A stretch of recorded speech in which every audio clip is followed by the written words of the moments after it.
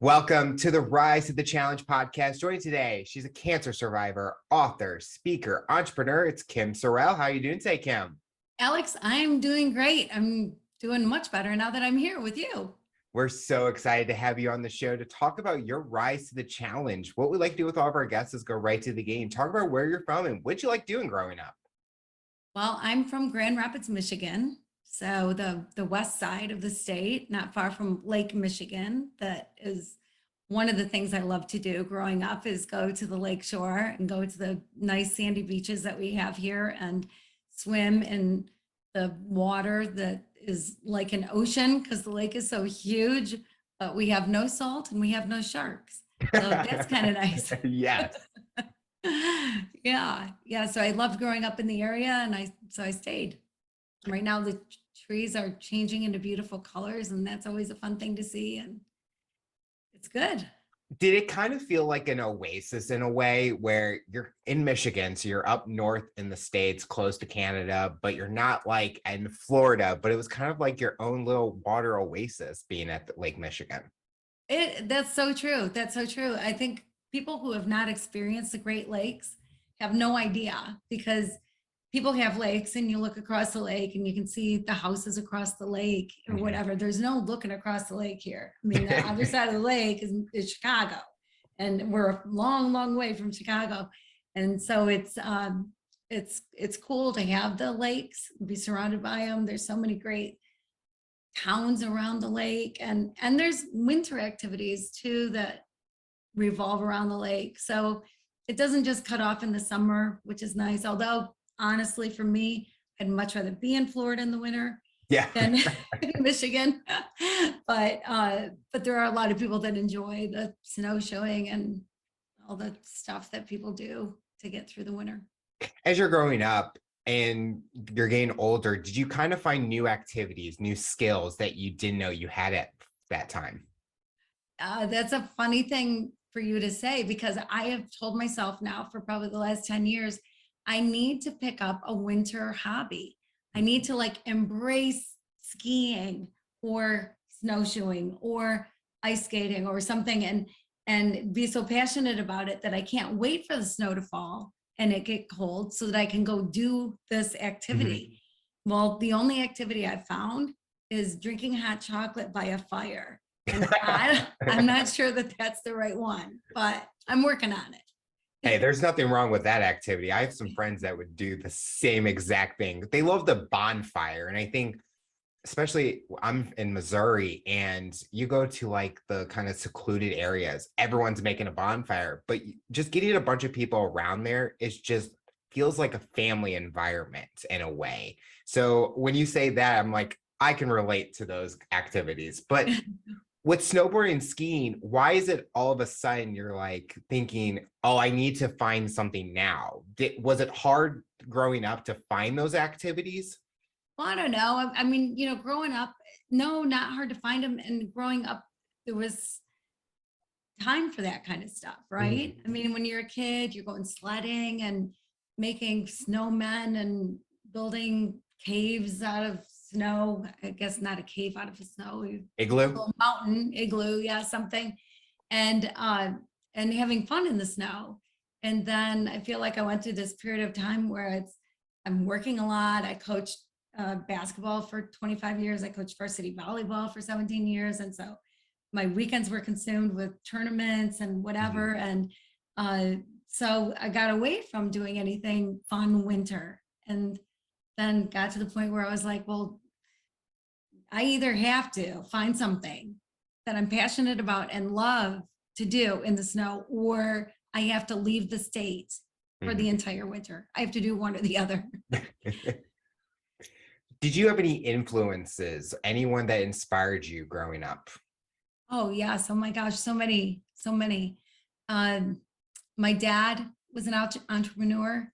He started a company uh, before I was born. He started another one when I was 5 years old. He had a plastic bag manufacturing company, Mhm. and it was a pretty big company. He grew it pretty large, but he had a machine in our basement. And if we wanted to go to the movies or we wanted to buy a new shirt or whatever, we needed to go make plastic bags and make enough to earn enough or whatever it was that we wanted to do. And so that was good. I mean, it might sound not good, but it really was good. We were taught just a strong, good work ethic. And so he was definitely a big influence and into entrepreneurship. I started my first company right out of high school. So it was that was a big influence. But coaches that I had and teachers that I had, there were so many people. I mean, it's hard to even pinpoint a couple, but my high school basketball coach, I just went out to lunch with him the other day, Wow. and he was a huge influence in my life. Just a coach is a whole different relationship than a teacher, than a parent, than any other adult in your life. And the things that he taught all of us had a lot more to do with life than they had to do with basketball. At the Yeah. time we thought it was all basketball, but looking back, it was about life. And my best friend growing up, Sheila, she was a huge influence on me. Being a peer, you would think maybe that's not who you look to for somebody that you would call out as a big influence, but she is the kind of friend, she's still my best friend, and she's the kind of friend that will call me out. If I'm doing something, I'm going a little too far with something, or if I'm saying something inappropriate, or I'm, whatever it happens to be, she'll call me out. That's the best kind of friend to have. And she taught me a lot. So I'm grateful for her. So yeah. What about you? I think when you mentioned the friend part, I just had the conversation with a friend about that because in our friend group, he was mentioning that a lot of his friends just agree with everything. Oh, yeah, you should go do that. And I was always the person that thinks about the other side, kind of like challenges him in a way, but in a way that makes him think a different perspective and stuff. And he does the same thing to me. And I like that because I don't want someone that's going to be my yes man and say yes to, oh yeah, go do that. Oh yeah, you're right. It's like, if you disagree with that person, that's how you build that friendship. That's how you grow and you learn more about each other. So exactly what you said about your friend Sheila, I totally agree with that because I want that type of friend in my life that can make me become the best version of myself. Absolutely. Absolutely. And you also mentioned with coaches and how your work ethic at a young age. Do you think that gave you an advantage learning that work ethic at a young age? So when you became an entrepreneur, you had that kind of mindset already so that you knew this is going to take hard work instead of here's the keys, it's going to be easy. Exactly. Exactly. That's so true. Because seeing my dad, seeing my parents, my mom worked in the business as well, and seeing them growing up, nothing was ever like 8 to 5 and then it's Mhm. over. Might be home at 6 and they have dinner and then they have to do some paperwork, or who knows, whatever has to happen happens. You got to get done whatever you have to get done, and there's no such thing as done. Mhm. At the end of the day, there are jobs that people are able to say, gosh, this is what I needed to accomplish today, I got it done. It's all done. But I've never had a job like that. But I never saw a job like that a job like that was never modeled to me as a kid. I saw the opposite. I saw the workaholic, which Yeah. isn't the greatest, not that that's a good thing. There needs to be some balance in life. But seeing that, though, I realized running your own business, it's not a cakewalk, and it's not for everybody. Some Correct. people just need to be accountable to somebody, or some people just can't handle the stress. I mean, if you're making payroll for 80 people, 100 people, however many people you got working for you, you got to think about that and think about the people you're responsible for. And, then COVID, that was fun getting through business in Yeah. COVID. I mean, just stuff happens, and you got to be ready to face whatever dragon comes your way. Sometimes we're asked, what is that dream job of ours? If you weren't an entrepreneur and you didn't do it right out of high school, what was that dream job for you? Well, when I was in high school, my plan was to become the first woman president. Okay. So yeah, so I had my life laid out before me and I knew exactly what I was going to do. But then May of my senior year of high school, and I knew that marriage and family couldn't play a part because it was going to take too much work to become the first woman president. But then May of my senior year of high school, this tall, dark, handsome man walked in the room and stole my heart, and my plans went out the window.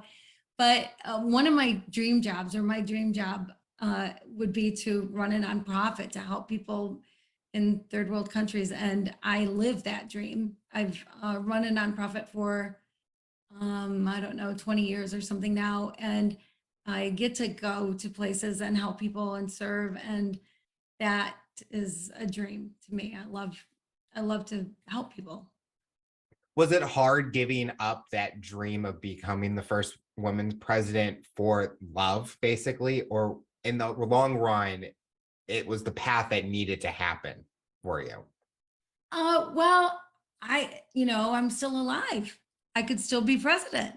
Yeah. So, Anything I can haven't happen. necessarily given up on that dream. Anything can happen in life. And I'm much younger than the current president. So I obviously have time. So I never really thought of it as giving up on the dream. Uh, the dream shifted for Yeah. sure, but it was a good shift. It was a good shift. What was next for you? So after high school, you mentioned in May that life changed, the different path now. What was next for you? Well, I married the man. I knew him for 10 days, and then I asked him to marry me, and he said yes. Wow. And yes, kind of shocked the world, kind of shocked me too. It's not, I didn't really plan that. It just sort of happened. And so we got married a year later, and he was in school. So I'm building a business and working so that he can finish school. I did go to school as well, but worked a lot too. And then a couple years later, the kids started coming. And so I did a whole lot. I worked a lot and was with the kids a lot too. And it was great. I mean, I loved having babies. I loved having kids. I loved every age, every stage from the time they were born. And my kids, my oldest was 4.5 when my fourth one was born. So they're bang, bang, bang, bang, bang. And people would say, wait till they're teenagers. Oh my word, when they're all teenagers, you're going to be pulling your hair out. And I thought, I am not going to have that attitude. I'm going to embrace teenagers. I'm going to love it. And I did. I loved it when they were teenagers. And now they're grown and have kids of their own. I get to be a grandma, which is, I'm grateful I never killed any of my kids because they gave me grandchildren. It's the reward for not doing that, I guess, when they're driving you nuts. But it's great. I mean, even now, my son, one of my sons every year has they call it the Sorrelle basement reunion. So it's all his buddies that used to come over and Friday after school and go home Sunday night just to sleep and get up and go to school. All those guys get together once a year, and Wow. they've been out of school for a while. My son has a 17-year-old, so they've been out of school for a while, and this weekend they're at my place doing the Sorrelle basement reunion. So it's fun. Did you have a good support system with getting married very early, having kids early? Did you have that support system with you? Yeah, my family. I mean, my parents never told me that they didn't want me to get married. I Mhm. never planned, obviously, I didn't plan on getting married as young as I did. And, it's kind of against all odds, right? Sometimes when things happen and that you make it. But man, I had a great marriage. I had a great marriage. I was married to a wonderful man who loved me and I loved him. And so we had a great time together. It was good. It wasn't, so many divorces happen and you hear the excuse, well, shoot, we got married too young. Well, that probably is true of some people. I got married pretty darn young myself, but I look at it like we grew up together, and that's kind of a bonus too. Then you don't have all this other stuff that's happened in life that you're dragging along with you, right? You're just doing it together. So you have your own stuff, a couple's stuff that you're dragging along, I guess. I think it just shows that there's not a specific textbook on how everything is supposed to happen, when you're supposed to get married, when you're supposed to have kids. everyone's lives are so different. And you mentioned that you didn't plan on it. It just was the timing that things happened. And to you guys, it felt right at that moment. And you guys went with it. And I think it just shows that you don't have to copy someone else's lives. As much as we see these celebrities and stuff, we want to be exactly their plans. That doesn't happen all the time. You know that you have it in your heart that this is what's going to happen. It's at that time and things like that. Like relationships for me, if it happens, it happens. But I'm still continuing my life and still going. But I found someone, I'm happy, but I'm not rushing to anything. But that's just me personally, just because I went through divorce with my mom who got divorced twice. So it's like I'm a little skeptical of getting into it to making sure it's like perfect. But I grew up fine and my mom is my best friend. So I would do anything for her.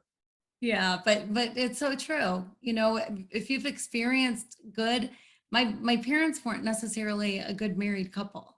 They Mhm. were good parents. My mom was a great mom, but she was not a good wife. There, she was like, you'd hug my mom, it was like hugging a cardboard box. There wasn't a lot of affection ever shown to her as a child, and so Mhm. she just didn't know how to give it, and so didn't know how to give it to my dad either. So they weren't so great together, but but they stuck it out, I guess. But my mom died young, and so I don't know how long they would have stuck it out. But she was only 52 when she passed away, Oh. and so, but I wanted something better. I didn't want that marriage. I knew that I wanted a better marriage, and so I fought for it. I worked hard to have a great marriage. We didn't get to talk about what type of business were you creating as an entrepreneur? Yeah, well, the first business was I bought an old furniture manufacturing building that was empty. It'd been vacant for a while, and then leased space. So commercial industrial space, and then got another building, grew the business. And a couple of years later, bought a piece of land that had a 9-hole golf course with this shack on a hill. And we turned it into 18 holes and fine dining and whatever. I just sold that just this last February. And just different things along the way, a grocery store in St. Croix, um, travel agency, just different opportunities that came along, and then some were short-term opportunities and some were longer-term opportunities. But I love taking and making something out of nothing, and Mhm. I love taking something that maybe isn't doing so great and turn it around and make it do great. I love the challenge of both of those things. I love the 9-hole golf course thing because I think a lot of people, there's so many out there that they just need a little makeover, just a little makeover, a little like a little touch up, and they can be something. Is there a project that you haven't been able to tackle yet that's on your dream list to do? That's a good question. Um, I think my dream list is pretty long. Uh, world peace would be on that dream list. I haven't tackled that quite yet, but yeah, there are definitely things that there are big dreams like clean water around the world. Uh, Things like that I'm a part of, want to be a bigger part of, and see change. I have a lot of passion about love, but I lived a year trying to figure out the true meaning of love, and I found out some things that nobody's ever heard before. It Mhm. was amazing, like the things that I found out would change the world. And so I'm passionate about sharing that information so that people can live it, and we can be in a better place. Uh, so yeah, I'm passionate about bringing people together. We've got some great divides within our country, within our world, and I love bringing people together and letting people see that people are people.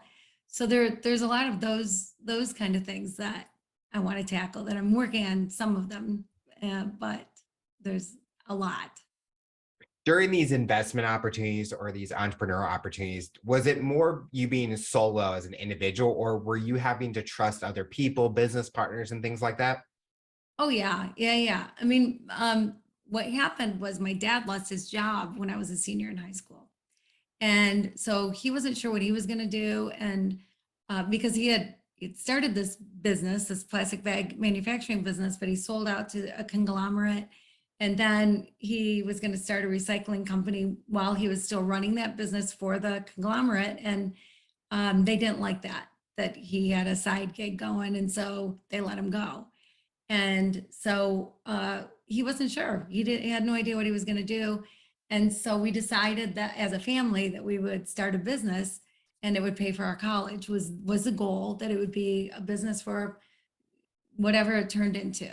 We didn't know at the time. And so we collectively, I have two brothers. So collectively, the five of us, we took out a $50,000 loan from the bank and bought our first building. And before we knew it, we owned, I don't know how many million square feet we ended up with at the end, 9 or something million square feet before we sold the bulk of the buildings. And so, yeah, so it was collectively. And then some things I did alone. So some, some of both, you know, yes. During your span of an entrepreneur, what has it been the biggest thing it has taught you about yourself? Well, I know I'm a leader. Okay. I know that I'm a leader. I know that 8 to 5 is not my gig, that I'm a little type A, perhaps, and can be a little intense, maybe more intense than I need to be. Hopefully, I'm way better at that now than I was in the past. But I know that I know what I'm good at and what I'm not so good at. And I Mhm. think you learn those things in a hurry. And that I I I know that life is lifelong learning. Yes. That you don't just go to high school, go to college, and then you're done. But you should always be learning. You should always Yep. want to know more and be evolving and being a better person. That's why we have those friends that make us better people, right? And so I learned that I love to learn. I love to know more. I always say there's not one person out there that knows everything. And that is what makes everyone's opportunity so grand is you can learn. You have the internet, you have videos, you have books.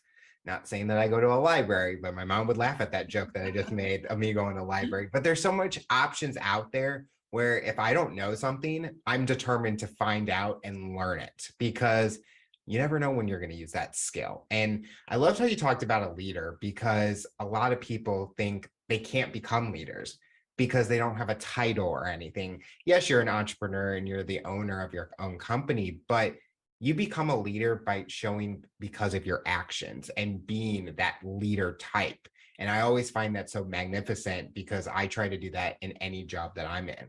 I want to be a leader, a team player to show people that I can be trusted and I can be someone that could reach a management position with not having that management title.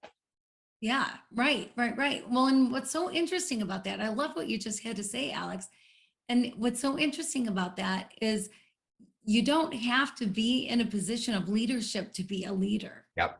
So, like even in your own neighborhood, right? I mean, there are people that are neighborly neighbors and people that are not so neighborly neighbors, and you can be a leader in your neighborhood to Yep. bring people together, to get people to be friendly with each other. You know, a leader wherever it is that you happen to be in whatever circumstance, a leader is the one that ends up coaxing everybody which way to go, right? Brings them along for the ride. And so a good leader is going to take a bad situation and make it better by turning the wheel, you know, and going in the right direction and bringing everybody along with them. And so you can be a leader anywhere. Anybody can be a leader anywhere. You definitely can see the people that want to become leaders. You just see them in how they speak, what they do, their actions, and you kind of see that excitement that they get. In your journey, you have gone through some challenges in your life, but that has not stopped you, as the title of the shows, you rise to the challenge and you are still standing strong today. Talk about those challenges you have faced. Yeah, well, I've had several, but a few years ago, I was diagnosed with breast cancer. And that, anytime you hear the cancer word, it Mhm. really, puts you on your knees. I mean, it's a scary thing to Yeah. hear that word. But then 4 months later, my husband was diagnosed with pancreatic cancer, Mhm. and he died 6 weeks after that. And that was a weird, crazy. Who does that? I mean, I, I don't. I know people who have had cancer, but I don't know anybody who had cancer and then their spouse had cancer and died. Like it's sort of a special group to both be facing cancer at the same time. And so there were so many emotions attached, right? And so many things. And then here I'm 47 years old when it happened. And we were going to be that couple in our 90s and the rockers on the front porch drinking lemonade. And so now I have a whole different life, and I had no idea what that was going to look like. Mhm. I didn't know what to do. I didn't know what was next. And the main thing it did to me, or one of the big things that it did to me, was it made me question love and what love really is. And did I do it right? Because he was a great guy. So I better have been doing it right with him. But there had to be more. And love seems to be this mystery, right? Like there are so many songs written about love. There's movies written about love, the Notebook everybody talks about, right? Nicholas Sparks books that everybody wants that romance, but it's not just couple love. I mean, it's loving everybody. Yeah. But what does that really mean? What does that really look like? And I didn't know. And so I thought, well, somebody's got to figure this thing out. So I decided I'd dedicate a year. And so when I was ready to go back to work, when my health was good and I was ready to go back to work, I decided to go work at a nonprofit that my dad and I had started 10 years before. And they just needed a bookkeeper. So I started out as a part time bookkeeper. And then 12 days later, there was an earthquake in Haiti that killed 200,000 people. So within 2 weeks of that, I was in Haiti. And then for the next several years, I was in Haiti part of every month. And uh, so I did this love search in Haiti, which made it interesting. But I had to reinvent life. I had to reinvent it, uh, what the future was going to look like. We don't always know what our future is going to hold, but we have some things that we think are going to be there. Yeah. Yeah, at 47, I never expected to lose my husband. There are things in life that we have no control over. We don't have a choice. So then I also feel like the things that you do have control over, the things that you can control, you should. And happiness is one of those. And going and serving, I think, really helped me to heal. It really helped with the grief that I was able to go serve. Then the focus wasn't on me and Mhm. my whatever was going on in my life. My focus was outward, and the healing was strong because of the service. Did taking that year with going to Haiti and doing the nonprofit, do you think that was like a reset for you to really answer those questions? Where if you did not do that, maybe you weren't able to find those answers that you were questioning? Absolutely. Absolutely. Yes, I could have done the year of love, really searching for love. I could have done that probably anywhere, but there's something different about it when you are in an atmosphere of nothing. Yeah. There's no distractions. It's not like most people have no power, or they have power a couple hours a day. So there's not a bunch of TVs around. There's just nothing to distract you. There's no movie theater in Haiti. There's no Walmart. There's no shopping mall. There's no distractions that way. So everything is all about people. It's all about people and all about relationships. So learning love, learning the truth about love, what it really is, there made perfect sense in the end. You even mentioned how the different lives where people that they're used to having not much, but they value the people and the community that they live in, and where people that are living in the United States, they take something expensive and think, oh, I can't get that Lamborghini or something, where people can't even afford a regular car. And I think that is something that's so true, where you have to look at, is that important? And the value of money in a way. But even for you, when you said the value of what is love, even when you look at your relationships and the people that are in your life, you can have love with friends because they're almost like your family. So do you value that? Do you care about that person? And it sounds like you really got to learn even more about what it is without being your family and finding that love in other places. Yeah, well, I really think you're supposed to love everybody. Yes. Like you should just love everybody. But we can say that. We can say we love everybody, but then what about those darn Republicans? Or I love everybody. I love it. But those darn Democrats, like people will call out people groups, that they just can't. They just can't. They just can't go there. Well, people are people all over the world.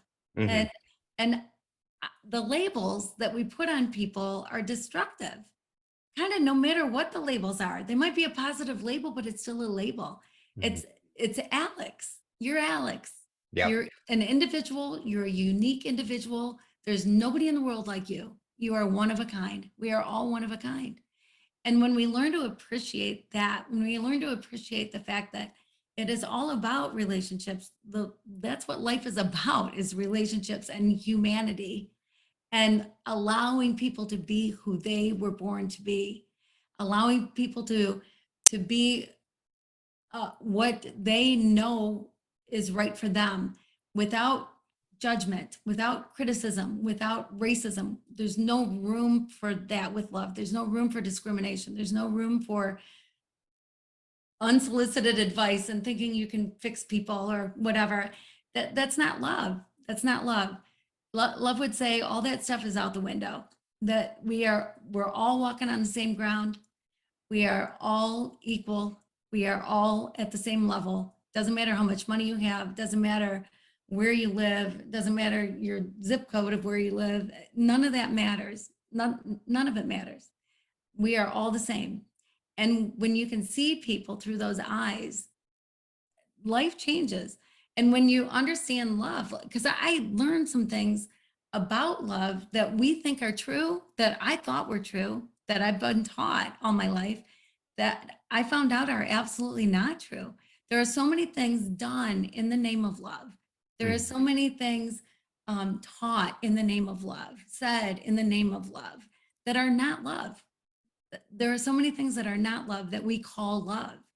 And so we need to kind of get off that love roller coaster and onto a life that is really living love. Love is not an emotion like fear and excitement. Love is something you are.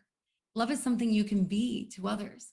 Love is all encompassing. It's universal. It's so much more, but it's like it's so much bigger, but yet it's so much simpler too at the same time than we might think. You talked about your cancer journey. And for someone that's listening to this interview that is going through cancer or they've been a survivor, what would you tell them to utilize that and empower them? You know, we are the sum total of every day we've lived up until today, right? Mhm. For good, for bad, whatever. It's just the truth. That's our makeup. And so cancer is something that people have to go through.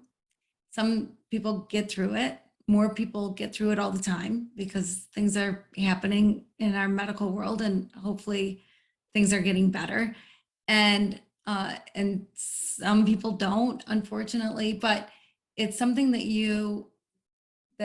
if you have it, you have it, and you got to deal with it. But and it's not good, but you can make good come from it. You Mhm. can take something bad in your life and make something good come from it. And what I found is that, like with the cancer that I had, to be able to talk to people who are just recently diagnosed, or just they need a boost to know that they're going to be okay, or somebody to just give them hope and whatever, I'm happy to do that. I talk to a lot of women right after they're diagnosed with cancer and through their cancer journey, because you it's so good when you know you're not in it alone. Yeah. So, you know, you can take that bad. And the same thing with women that have lost their husbands. You to know that you're not in it alone, whatever it is, you're not the only one in the world. Even though you're unique and an individual, there's probably nobody that hasn't gone through what you're going through. So to be able to then help people, because so often we can feel alone. Yeah. And it might be because other people that have gone through what you're going through aren't making good come out of it, aren't helping others going through the same thing. So you can be that person then that is there for people that wasn't there for you. It shows that there's someone or a support group that they've gone through the same thing. And I've experienced that as a type 1 diabetic. You kind of get diagnosed and you're like, oh, why do I have this? Why am I going to have to deal with this? But as I got older, I started branching out and trying to reach out to other people that are going through similar things. And I can call some of them one best friends, even though I've never met them in person. I've maybe met them through an interview or just through social media. But what you said, that you can be that support system for them, be that kind of partner for them that maybe they didn't have at that time. It's so admirable, because you care about those people and you've been on that journey and you want to help that next person be positive, stay positive, and make good out of it and help them learn more about what's going on.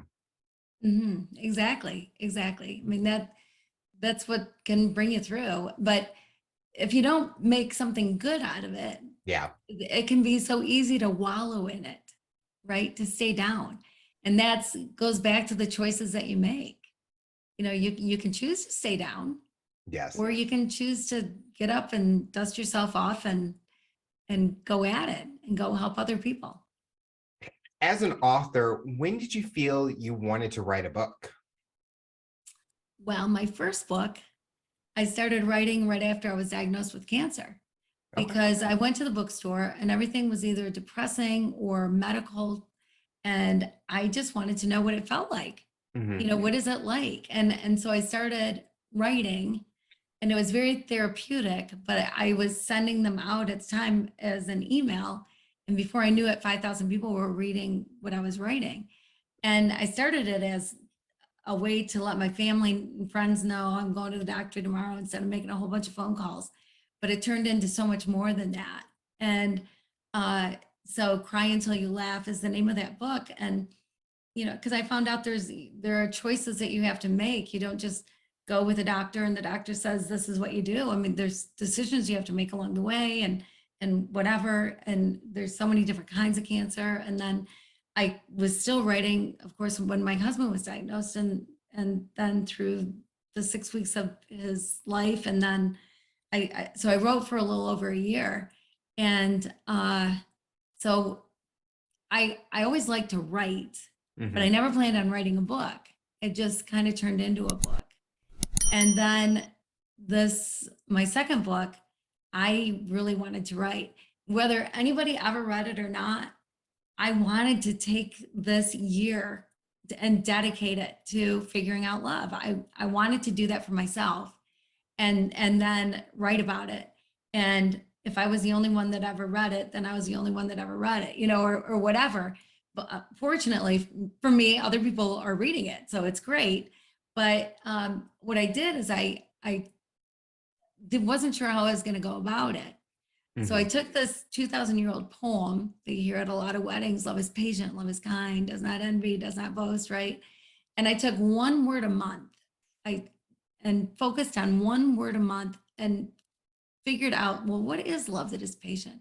Like, we know what patience is, right? Yeah. Like, you know, everybody knows what patience is. You're not mad because there's a traffic jam and you're not honking your horn, you know, you're not getting all upset because you're late for something, you know, because somebody made you late. You're showing patience.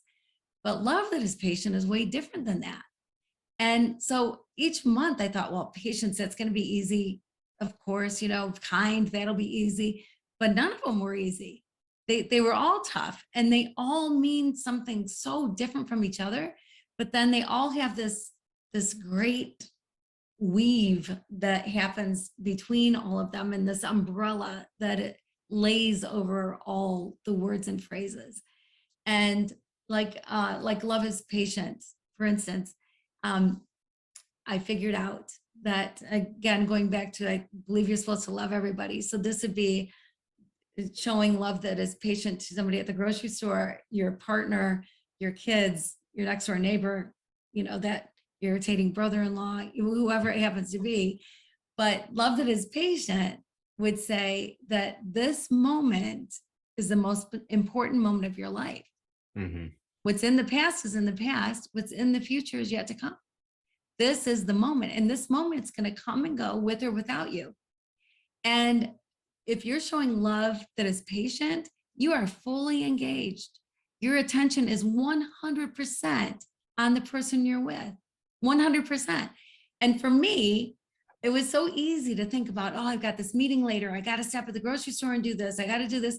And thinking that I was the greatest multitasker and I could be thinking of all these things and figuring stuff out in my head and be fully engaged in a conversation all at the same time. And I found out that's absolutely not true. And so I was not showing love, thinking about all these other things, even thinking about my rebuttal, what I was going to say next. Then you don't really hear. But when you practice, it took me a lot of practice, but when you practice and you are there and you are fully engaged, when you practice this, your ears open up and you actually hear what the other person has to say. Mm-hmm. You're not assuming what they're going to say based on some label that you gave them, Yep. or by the way they're dressed or anything else.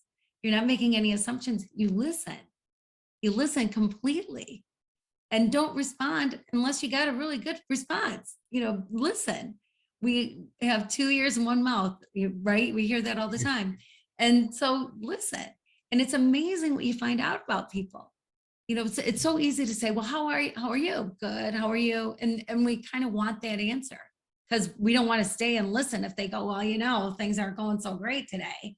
We're like, oh my gosh, I've got things to do, places to go, people to see, and walk away from that. It's like you're hoping they don't say it. Well, that's not love. People need someone to talk to sometimes. They need someone to listen. And listening is a good thing because you do find out that we have so much more in common than not in common. And you find out the specialness, the uniqueness of the individual that you're talking to. And so you receive the information in a whole different way. And so that is love that is patient, being fully engaged and fully in the moment. Have you been thinking about your next book, or how many books would you like to write? Oh my gosh, however many come, I like to write. So I'm writing now, Love is for Kids. And I'm also working on Love is for Churches. Okay. Because I think there are certain things, again, that we're taught based on, our religion, our whatever, that are not love, that we're mistaking for love. And so Love is for Churches. And then I'm also co-authoring a book on grief with a friend who's amazing. She's amazing. This woman, she's a medium and she's absolutely incredible. I adore her. And so we're together writing this book on grief. So yes, I don't know how many more books there'll be. Could be like Chicken Soup for the Soul. Yeah. There'll be Love is for Nurses and Love is for teens. And I don't know, we'll see. As you were naming like each of the titles, it's such a good where you have the love is, and you can, that last word is blank because you can put that with anything. You mentioned churches, you mentioned kids, and it's endless opportunities because you can take that topic and so many people are going through that, or they can say, I didn't think about it that way. So it's a perfect title for endless opportunity. It's kind of like the chicken for the, oh man, I forgot Chicken soup for the chicken soul. soup for the soul. Like you just said it, I already forgot the title.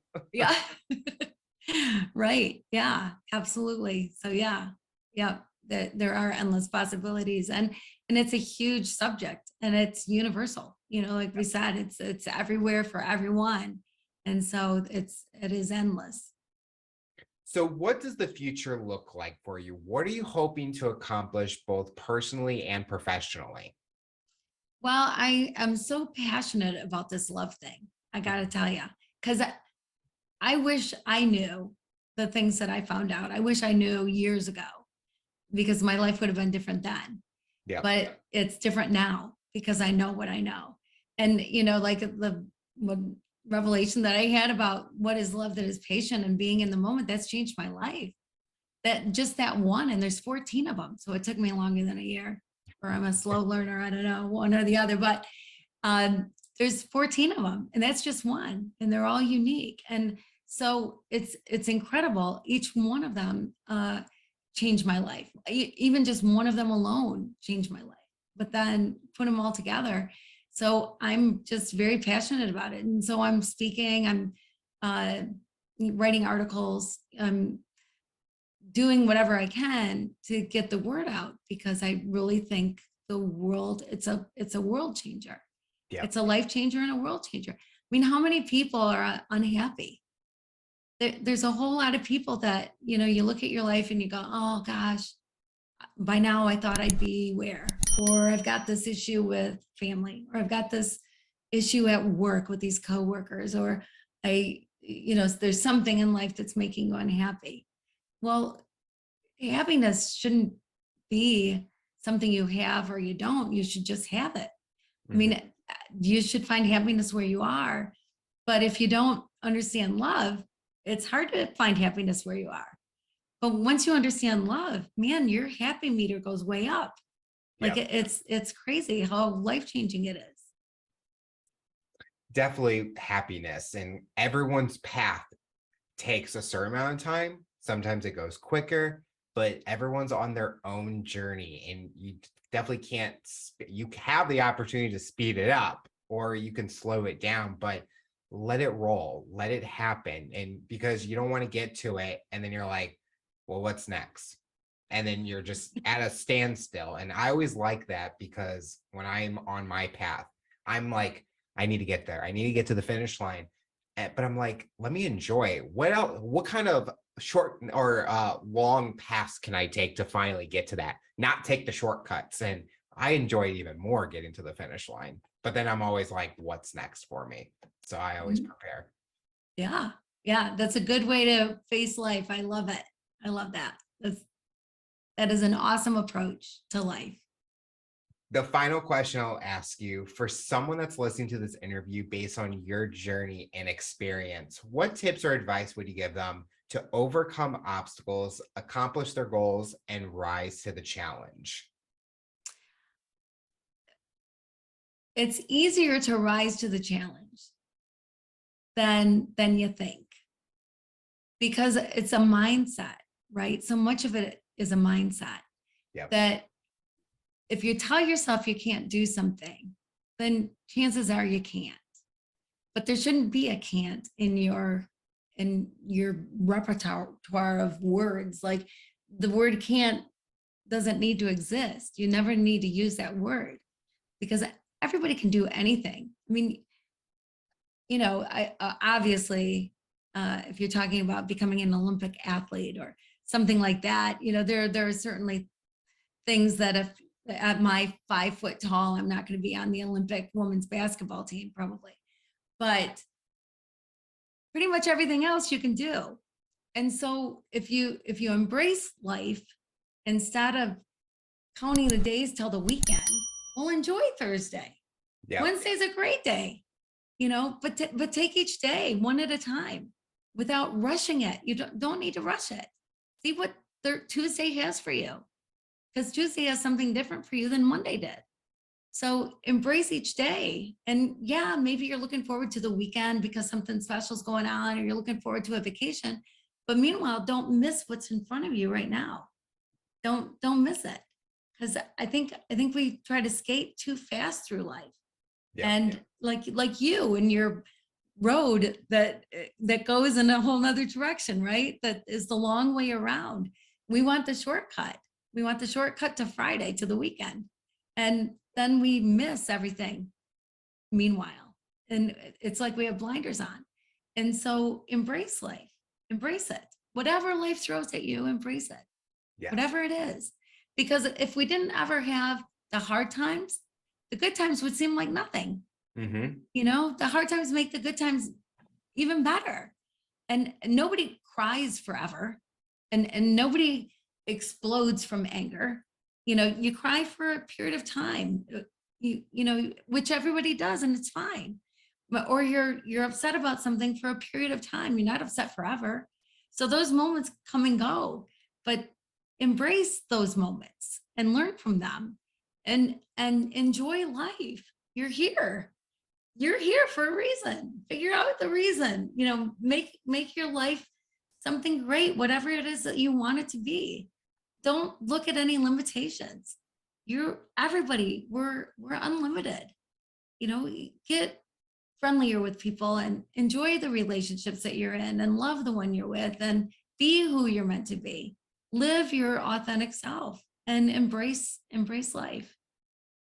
Well, Kim, I want to thank you so much for coming on the show and talking about your rise to the challenge. You're inspiring so many people, and we're excited to see what the future looks like for you.